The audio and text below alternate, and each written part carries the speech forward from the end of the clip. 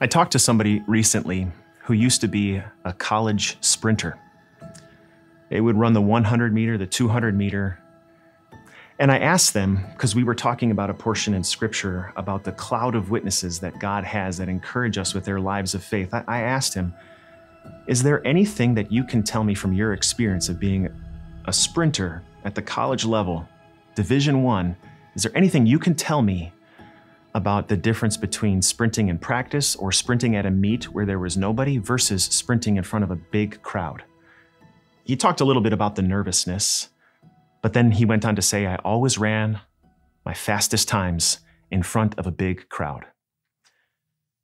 As we run through life, it can be hard for us to do it alone. In fact, we're not made to do that alone. The one thing we are not made to do is handle any part of life, not the sprints, not the marathonic type version of life that we might think it to be, alone. We're just not built that way. And imagine if you were left to your grief all alone. That truth, as challenging as it is, hit me like a ton of bricks one day. Being a pastor of a church, I've done several funerals. That's no surprise. But one thing I had never thought of is how, as a pastor, when you're encouraging those who are grieving, to not overlook how God works through those people to encourage you when you are grieving. You get close to people. You're there when they have their celebrations, and you're there maybe even when they're gasping at their last breath and God calls them home, right there at their bedside. I've been there several times. Maybe you have too. And maybe that's what makes this such a challenge. But can I tell you a story? There's this one particular lady from church, and I've had several funerals. This one in particular, which all of them are different from the other. This was a lady who always took time to contact me. Always. She would stop by and drop off a little muffin at my desk if she saw my car was there. She would reach out to me, to my wife, and encourage our kids and spend time with us. She'd invite us over for meals. And so when God called her home, it hit me in a special way. Not that it hit me more than any others. Anytime God takes people from us, it hurts.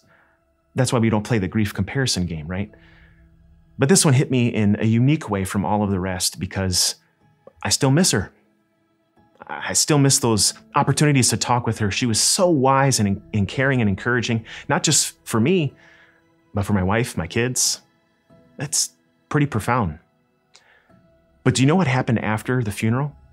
It was a couple days later, and her husband came to my office, and he said, I just wanted to reach out to you because I know that you're grieving too.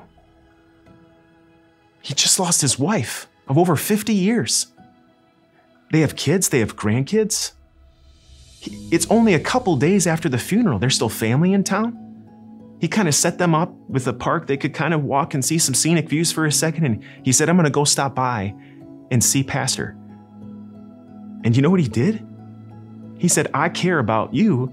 How are you doing? There he was, counseling, encouraging me about my grief. It's something that I didn't really think about. Maybe pastors don't often think about that. And if you have a pastor, and I hope you do, maybe more, maybe you should consider encouraging them. Because odds are they're grieving too when they lose loved ones in their church family. And that's why God gives us this very powerful reminder, this impactful encouragement. It's towards the end of the chapter 12 in Romans. It's very simple. This is what he says. Rejoice with those who rejoice. Mourn with those who mourn. You think back to one of the earlier videos when we talked about the widow at Nain and her dead son, that crowd that was around her. All of the people that were there when Lazarus walked out of the tomb, not just Mary and Martha, Jesus and the disciples, but the whole town in Bethany. You think about the number of people who have been around you, who have witnessed what you're going through. And yet, throughout this entire process, God has brought good about, at least in this way, in addition to many others. He's made you equipped and experienced to see the people in your life who need help so that you can rejoice with those who are rejoicing, but especially since you know what it's like to go through this grief, you can grieve with those who grieve too. And in this way, it's not just us who know that we are not meant to go through life alone. It's the people we encourage as well. Did you enjoy this video? Make sure you subscribe to us on YouTube so you don't miss a single message. Click right here.